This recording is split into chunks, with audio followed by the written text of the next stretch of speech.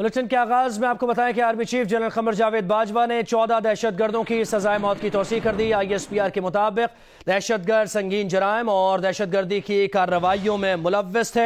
इन दहशतगर्दों की कार्रवाइयों में 16 अफराद जाँ बहक हुए। इन दहशतगर्दों का निशाना बनने वालों में 13 फौजी और 3 सिविलियन शामिल हैं।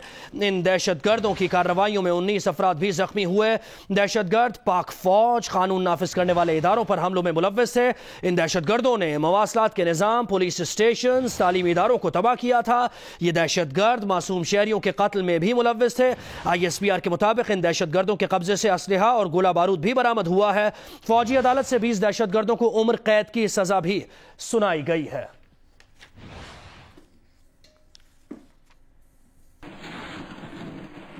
आगे बढ़ते हैं। प्रोडक्शन ऑर्डर जारी होने के बाद मुस्लिम लीग नून के रहनुमा ख्वाजा साद रफीक ने कौमी असम्बली के इजलास में शिरकत की।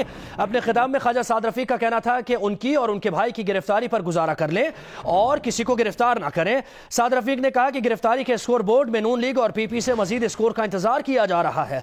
आसिफ जरदारी को गिरफ्तार किया गया तो तूफान और हिजान की कैफियत होगी। शक है बैलेंस करने के लिए हुकूमती अरकान को भी गिरफ्तार किया जाएगा। नहीं चाहते कि PTI की शामत आए। किसी को सलाखों के पीछे देखकर खुश नहीं होंगे।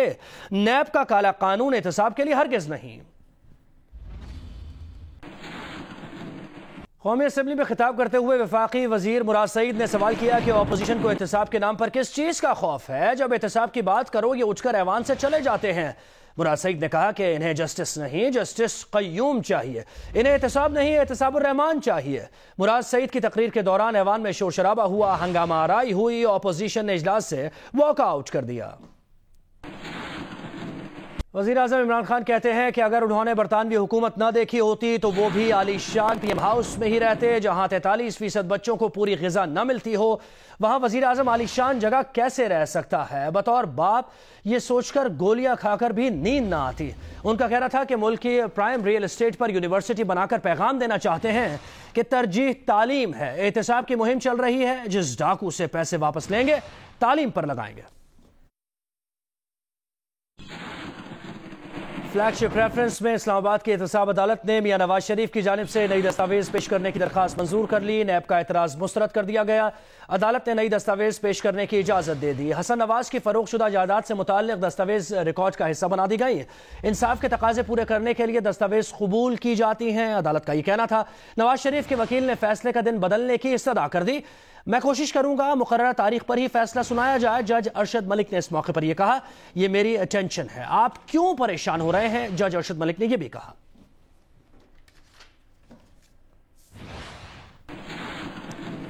आगे बढ़ते हैं। कराची के बैंकिंग कोर्ट ने मेगा मनी लॉन्ड्रिंग केस में साबिक सदर आसिफ अली जरदारी और फलियार तारपुर की जमानत में 7 जनवरी तक तौसीह कर दी।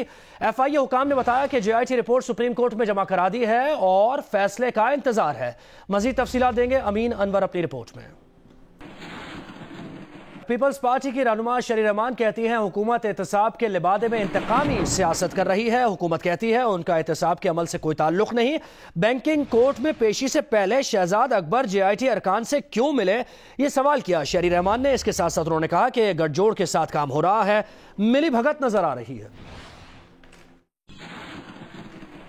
सारी वजाहतें, सारी कहानियाँ निकली। लगता है कि हुकूमत इस वक्त वाज़े कर चुकी है कि एहतसाब के लिबादे में वो एक सख्त किस्म की इंतकामी सियासत के पीछे लगी हुई है।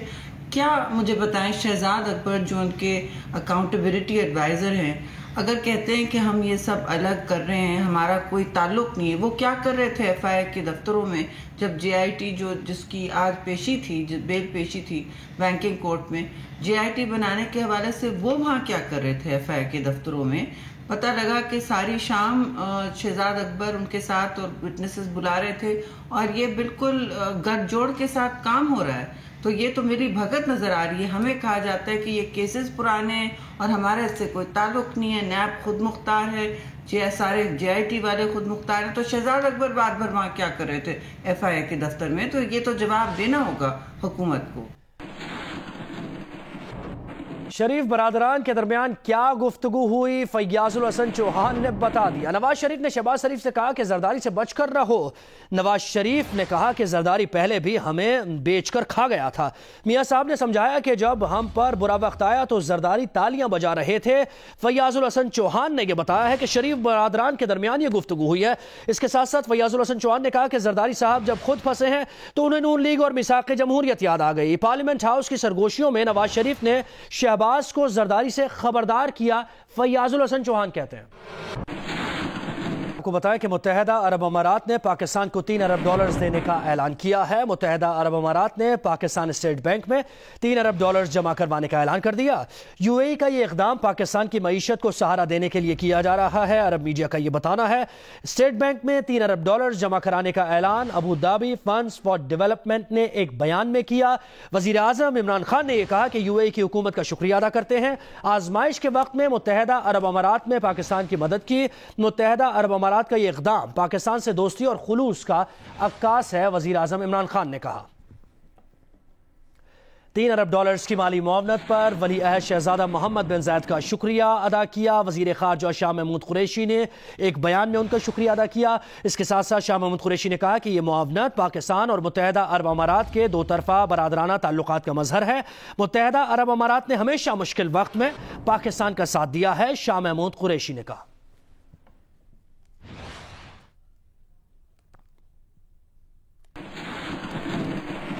इस्लामाबाद की अदालत ने जाली डिग्री स्कैंडल से पूरी दुनिया में मंजर-ए-आम पर आने वाली कंपनी एग्जैक्ट की जानिब से जंग जियो ग्रुप के खिलाफ दायर इस्तगासा बेबुनियाद करार देकर खारिज कर दिया।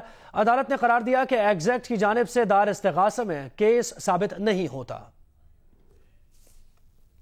एडिशनल डिस्ट्रिक्ट एंड सेशन जज फैजान हैदर गिलानी ने करार दिया कि 27 मई 2017 को मुद्दा अलियान को जारी किए गए नोटिस के हुक्मनामे में कोई माकूल वजह नहीं बताई गई। 9 अप्रैल 2017 को शाये होने वाली खबर अमरीकी अदालत की कार्रवाई पर मबनी थी और इसके बारे में अमरीकी महकमा इंसाफ ने प्रेस रिलीज भी जारी की, जिसमें वाज़ेह लिखा गया कि उमैर हामिद नामी पाकिस्तानी ने एग्जैक्ट डिप्लोमा मिल स्कीम में अपना कसूर तस्लीम किया। प्रेस रिलीज में बयान किए गए हकायक के मुताबिक रोजनामा जंग ने खबर शाये की।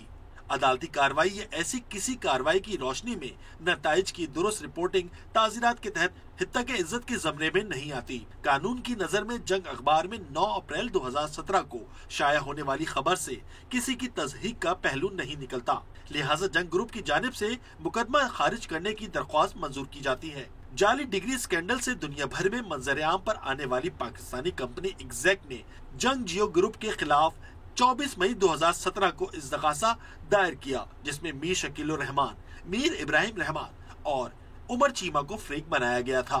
मुकदमे में जंग अखबार में उमैर हामिद को जाली डिग्री केस में अमरीकी अदालत से सुनाई गई सजा से मुतालिक खबर को बुनियाद बनाते हुए इसे लग़्व, बेबुनियाद और हितक आमेज करार देने की इस्तदा की गई थी। अदालत ने जंग ग्रुप के वकील आमिर अब्दुल्ला अब्बासी एडवोकेट के मौकिफ और दस्तयाब रिकॉर्ड की रोशनी में मज़कूरा दरख्वास्त का फैसला सुनाते हुए एग्जैक्ट की जानिब से दायर मुकदमा खारिज कर दिया। सेनेटर अजहर अब्बानी की बात करते हैं, जिन्होंने पार्लियामेंट की कौमी सलामती कमेटी, वफाकी एहतसाब कमीशन और सच्चाई मफाहमत कमीशन बनाने का मुतालबा कर दिया।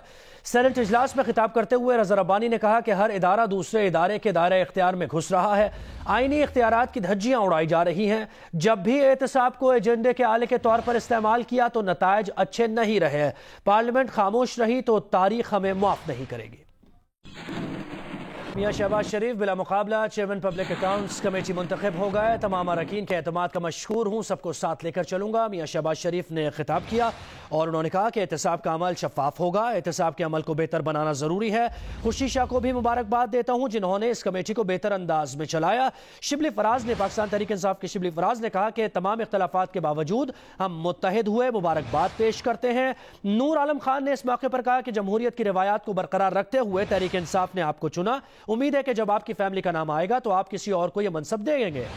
उन्होंने, शहबाज शरीफ ने इस मौके पर हंसते हुए ये जवाब दिया कि मैं ऐसा मौका ही नहीं दूंगा।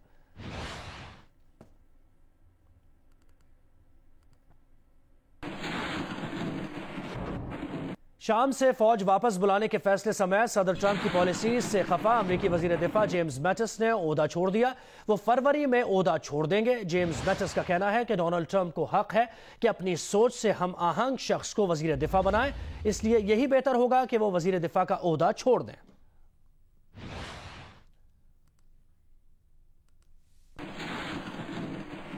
Assalamualaikum, I'm Huma Amir Shah. And I'm Abdullah Sultan. For more videos and updates, What you have got to do, you have got to click the subscribe button. don't forget to watch Geo News.